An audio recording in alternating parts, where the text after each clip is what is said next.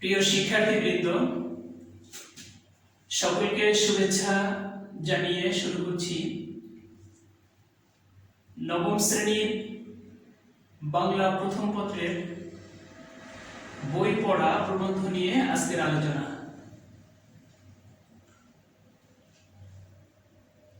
শুরুতেই বই পড়া প্রবন্ধের প্রাবন্ধিক বা লেখক প্রমথ চৌধুরী নিয়ে সংক্ষেপে আলোচনা করা যাক।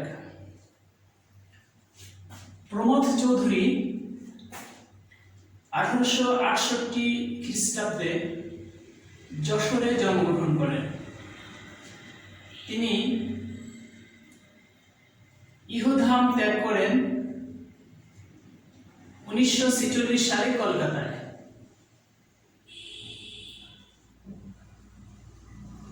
শিক্ষা জীবনে প্রমথ চৌধুরী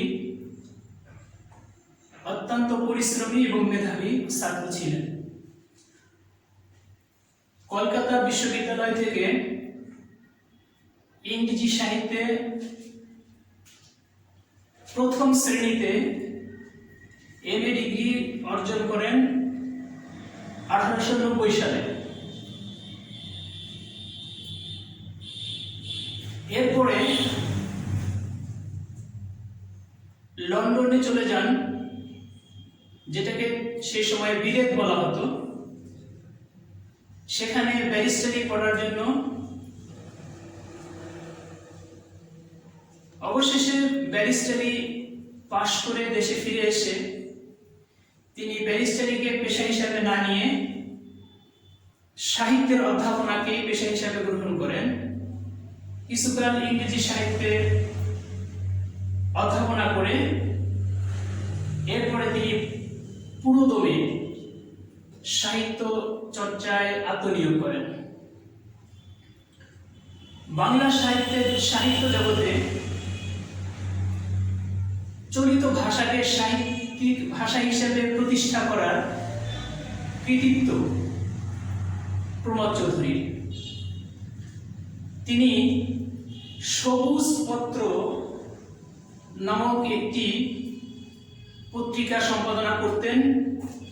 এর মধ্য দিয়ে চলিত ভাষাকে তিনি সাহিত্যিক মর্যাদায় সাহিত্যের ভাষা হিসেবে প্রতিষ্ঠা করার প্রয়াস নেন। প্রমথ চৌধুরী সাহিত্য জগতে, বাংলা সাহিত্য জগতে বীরবল ছদ্মনামে খ্যাত এবং তার সাহিত্য জীবনের যে কর্মগুলো তাকে আজও আমাদের মাঝে অমর করে রেখেছে, কাল জয়ী করেছে, সেগুলো হলো বীরবলের হালখাতা, চার ইয়ারি কথা, রায়তের কথা, সনেট 50, আহুতি ইত্যাদি। এবার আসো আমরা মূল প্রবন্ধে প্রবেশ করি। বই পড়া প্রবন্ধের শুরুতেই লেখক যে কথাটি দিয়ে শুরু করেছেন সেখান থেকে আমরা বলতে পারি, বই পড়া শখটা মানুষের সর্বশ্রেষ্ঠ শখ হলেও আমি কাউকে শখ হিসেবে বই পড়তে পরামর্শ দিইনি। লেখক এর কারণ হিসেবে দুইটি কথা বলেছেন। এক নাম্বার হচ্ছে তার এই পরামর্শ কেউ গ্রহণ করবে না, এবং দ্বিতীয় কারণ হচ্ছে এটাকে বাঙালির জন্য এখন শখ করার সময় নয়। এটা হচ্ছে আরেকটি কারণ।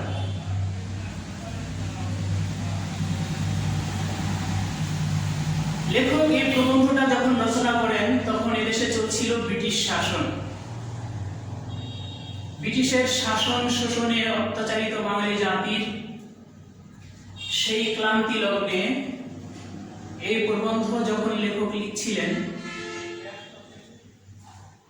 তখন আদতেই বাঙালির জন্য শখ করার সময় বা অবকাশ তেমন ছিল না।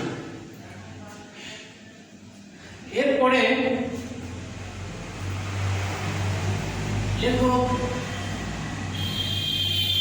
পর্যায়ক্রমে যে কথাটি ফুটিয়ে তুলতে চেয়েছেন, বই পড়া, যদিও আমরা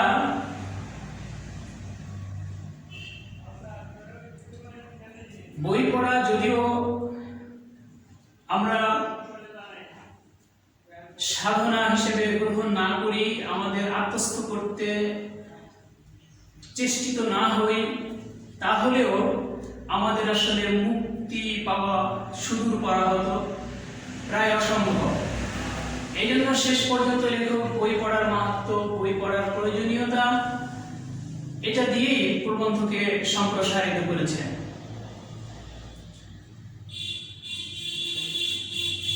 লেখকের বক্তব্য, আমাদের এই রোগ শোক দুঃখ দারিদ্র্যের দেশে জীবন ধারণ করাই যখন হয়েছে প্রধান সমস্যা, তখন সেই জীবনকে সুন্দর করা, মহৎ করার প্রস্তাব অনেকের কাছে নিরর্থক এবং নির্মম ও ঠেকবে। ব্রিটিশ শাসনের জাঁতাকলে আমাদের তখন বেঁচে থাকাই যেখানে বড় প্রশ্ন, সেখানে বই পড়ার মতো শখ করার যথেষ্ট অবকাশ ছিল না। তাই লেখক এই কথা বলেছেন। কিন্তু জীবন যন্ত্রণা থেকে মুক্তি পেতে, পরাধীনতার শৃঙ্খল ভেঙে স্বাধীনতার স্বাদ আস্বাদন করতে হলে, সর্বোপরি মানব জীবনের উদ্দেশ্য সার্থক করতে হলে বই পড়ার কোনো বিকল্প নেই। সে কথাই লেখক পরবর্তীতে আলোচনা করেছেন।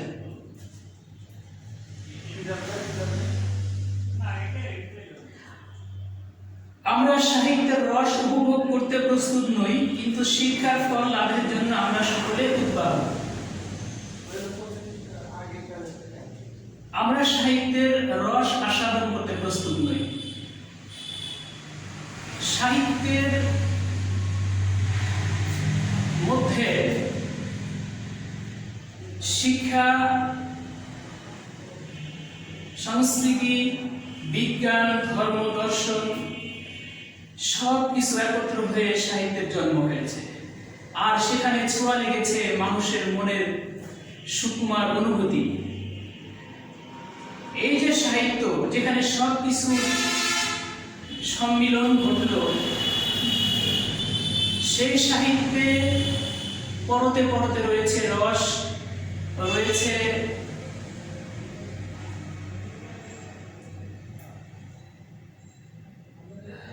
জানা অনেক কিছু গভীরতা। সেই যে রস, সেই যে জ্ঞানের সাগরে অবগাহন, সেই আকর্ষণ সবাইকে সমানভাবে আকর্ষিত করে না। আমরা সাহিত্যের রস আস্বাদনের চেয়ে শিক্ষার ফল লাভের দিকে বেশি আগ্রহী, এবং এজন্যই আমরা বেশি চেষ্টায় মনোযোগী হই। লেখক এটাকে সমর্থন করতে পারেননি। তিনি বলেছেন, সাহিত্যের রস আস্বাদন করার দ্বারাই আমরা প্রকৃত অর্থে সংস্কৃতিবান, আদর্শ, প্রকৃত মানুষ হতে পারি। আর যখন সাহিত্যের দ্বারা আমাদের অন্তর বিকশিত হয়, আমাদের অন্তর সজাগ এবং সমৃদ্ধ হয়, তাহলেই আমরা আমাদের কাঙ্ক্ষিত সবকিছু অর্জন করতে সক্ষম হব। এজন্য সাহিত্যের সাধনা, এটাকে তুচ্ছ না করে বরং এখানেই সবচেয়ে বেশি গুরুত্ব দেওয়া প্রয়োজন বলে লেখক মনে করেন। সাহিত্যের মধ্য দিয়ে যদি আমরা আমাদের সম্ভাবনাকে,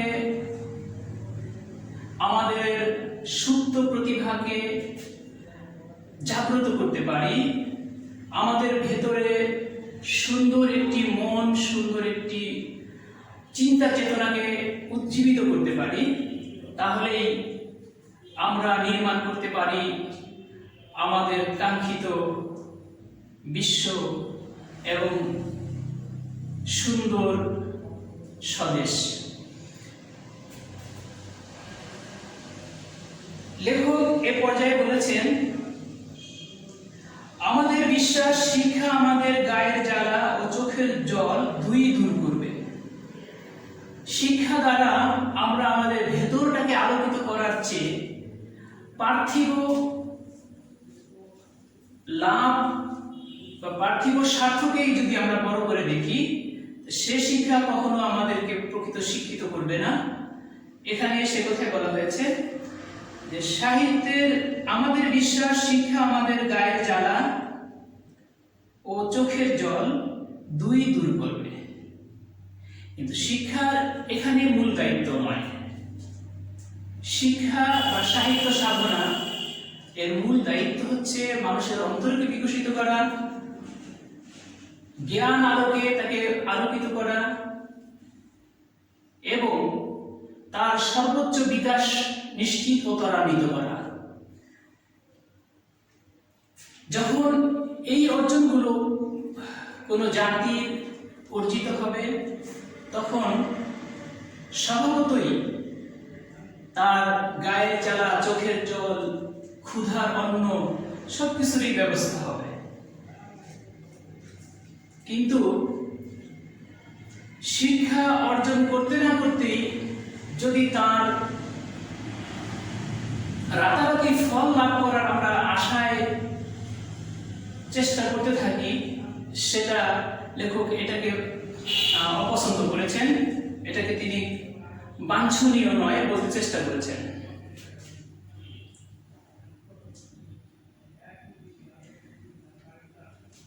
শিক্ষার মাহাত্ম্যে আমিও বিশ্বাস করি এবং যিনি যাই বলুন, সাহিত্য চর্চা যে শিক্ষার সর্বপ্রধান অঙ্গ, সে বিষয়ে কোনো সন্দেহ নেই। সর্বোপরি যেখানে শিক্ষাই হচ্ছে সব সমস্যার সমাধান, সেই শিক্ষার জন্য সাহিত্য চর্চার কোনো বিকল্প নেই। এই জন্য লেখকের উদাত্ত আহ্বান সাহিত্য চর্চার প্রতি জাতিকে মনোনিবেশ করানো এবং সে কারণে প্রচুর পরিমাণে শিক্ষা প্রতিষ্ঠান, লাইব্রেরি গড়ে তোলার জন্য লেখক আহ্বান জানিয়েছেন। সে কথায় পরে আসবো। এখানে লেখক যে কথাটা বলেছেন যে শিক্ষার মাহাত্ম্যে আমিও বিশ্বাস করি এবং যিনি যাই বলুন, সাহিত্য চর্চা যে শিক্ষার সর্বপ্রধান অঙ্গ, সে বিষয়ে কোনো সন্দেহ নেই। লোকে যে তা সন্দেহ করে, তার কারণ এই শিক্ষার ফল হাতে হাতে পাওয়া যায় না, অর্থাৎ তার কোনো নগদ বাজার মূল্য নেই। তার মানে সাহিত্য পড়েই সাথে সাথে তার কোনো বাজার মূল্য বা তার কোনো অর্থ নগদ পাওয়া সম্ভব নয়।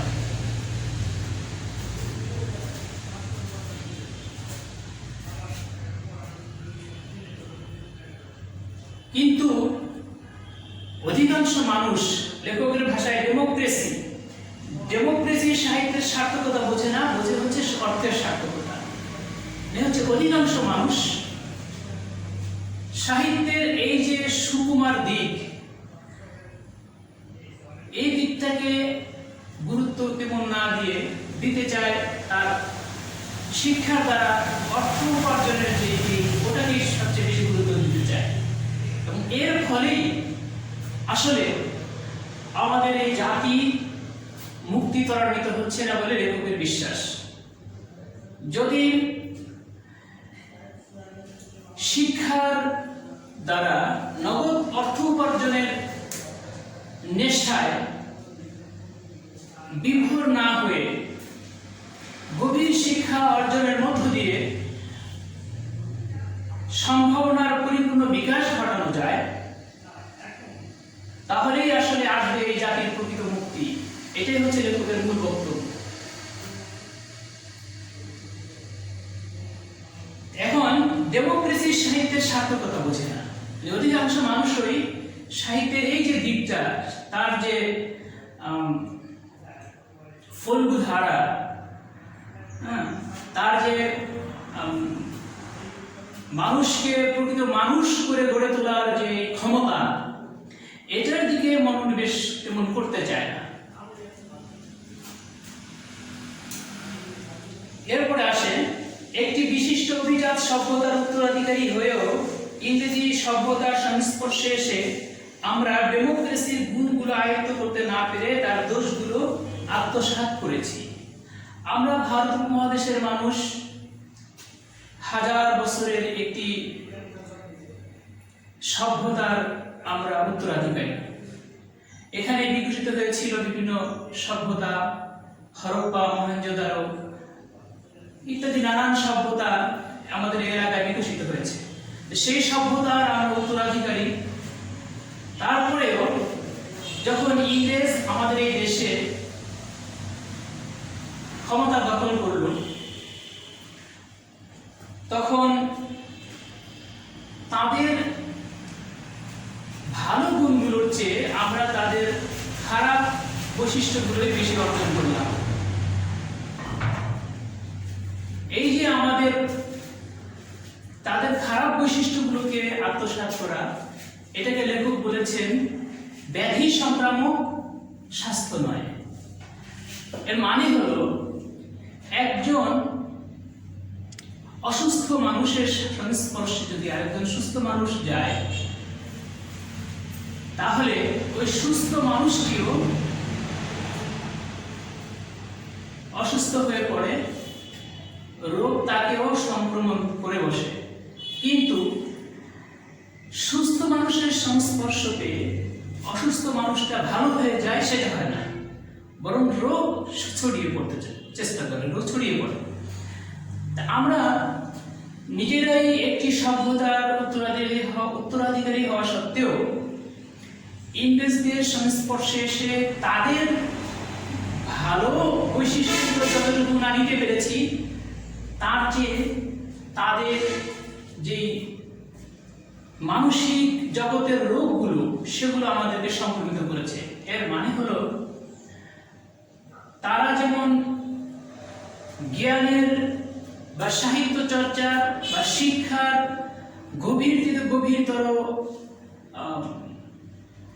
অভ্যন্তরে, গভীর থেকে গভীরতর জগতে তারা যেমন তাদের প্রতিভাকে ছড়িয়ে দিতে পেরেছেন, আমরা সেই দিকে না গিয়ে বরং শিক্ষার নগদ বাজার মূল্য বা নগদ স্বার্থ, এটাকেই আমরা বেশি গুরুত্ব দিয়েছি, যেটা আসলে তাদের কাছ থেকে আমাদের উত্তরাধিকার, আমাদের একটি রোগ হিসাবে পাওয়া বলেই লেখক এখানে এটাকে উল্লেখ করেছেন। তাদের যে জ্ঞান, বিজ্ঞান, শিক্ষা, দর্শন, সাহিত্যে ইউরোপিয়ানদের যে সাধনার বিশাল একটি জায়গা, সেদিকে আমরা মনোনিবেশ না করে সাহিত্যের তাৎক্ষণিক বাজার মূল্য বা এর দ্বারা নগদ কিছু উপার্জনের যে একটি ব্যাপার, এটাকে আমরা আমাদের ভিতরে লালন করতে বেশি চেষ্টা করেছি বলে লেখক এখানে উল্লেখ করেছেন। এটাকে ব্যাধি সংক্রামক স্বাস্থ্য নয়, কথাটা এগুলো অর্থ। আমাদের শিক্ষিত সমাজের লোলুপ দৃষ্টি আজ অর্থের উপরে পড়ে রয়েছে, সুতরাং সাহিত্য চর্চার সুফল সম্বন্ধে অনেকেই সন্দিহান।